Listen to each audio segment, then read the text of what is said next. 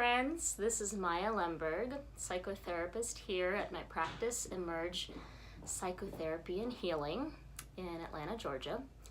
And I wanted to share a little bit some ideas and strategies for invoking and channeling a braver, stronger, more powerful part of you when you don't really feel it at the moment.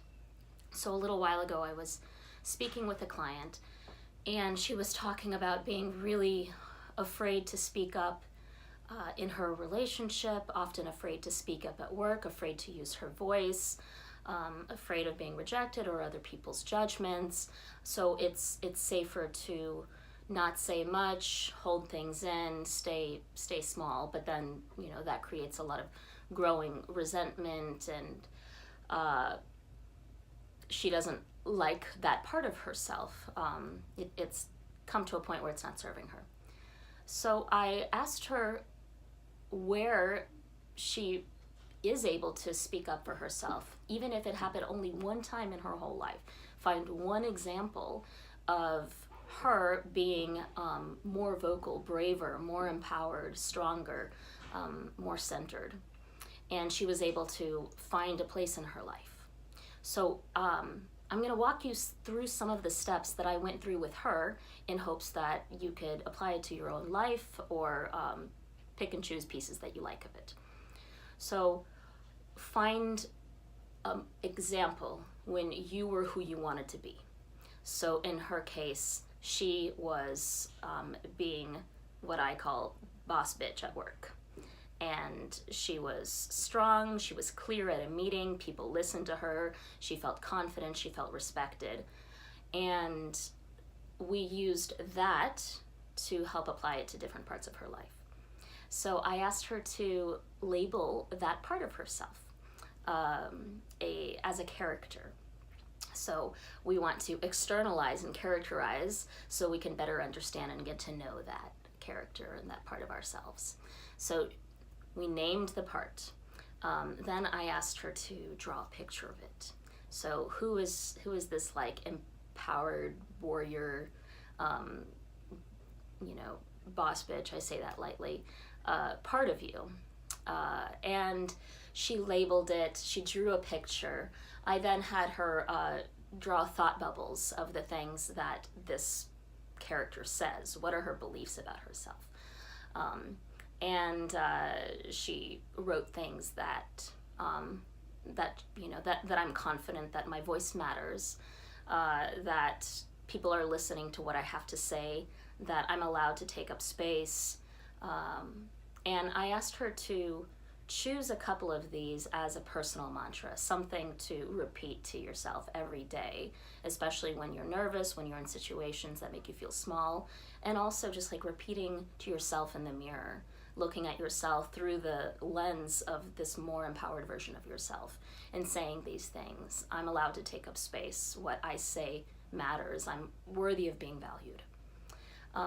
And then there comes this embodiment piece. So I asked her to get up and stand as if she were this character, to walk as if she were this character, to do different movements as if she were this character, and then to speak as if she were this character as well. So really tuning to how it feels like to fully embody and speak as this more empowered part of you.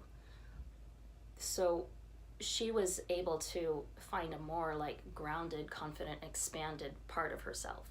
And just in the movements, she already felt better and more at ease. And then asked her to imagine applying this feeling of confidence into the areas of her life that she felt nervous or doubtful or weakest in, and asked her to imagine standing there in the situation, perhaps with her boss or with her partner, and channeling this confident part of herself and saying what she needs to say.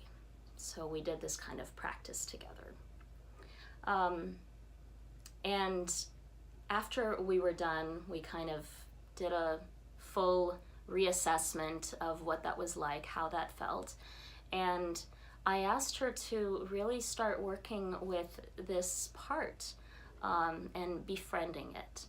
So her commitment to herself is that anytime she feels like she needs to call upon extra support, this is a very real, alive part of herself that she can use to call upon when she needs those reminders, when she needs that courage and empowerment, until it becomes like this second nature thing where it's just coming through her. Now it's just sparing. But the more you practice embodying different parts of yourself and speaking as different parts of yourself and speaking to yourself as that part, I'm worthy of being seen, of being valued, and my voice matters, the more second nature that becomes. So habit becomes nature. So I hope that was of value to you. Just to recap, when you can't seem to find that part of you that you so desperately need and often seek for it in places outside of yourself, try to find the tiniest example in your life of where it has once even a little bit existed. And we're going to magnify that, because if it has existed even just a little bit, we can expand on it. And we're going to take that part of you and externalize it and create a whole narrative about who this character is, what his name is. It doesn't have to be even a human character. It could be an animal or a made-up creature. What they look like, how they talk, walk, stand, and what the beliefs and personal mantras are. And then using that to call upon as a really strong personal resource. So I hope that was helpful for you. Give it a try. Feel free to put some comments in if it worked, or if you have any other feedback of things that work better for you. Would love to hear. This is Maya Lemberg. My website is emergehealing.com, and hope you have a beautiful day. Thanks for watching.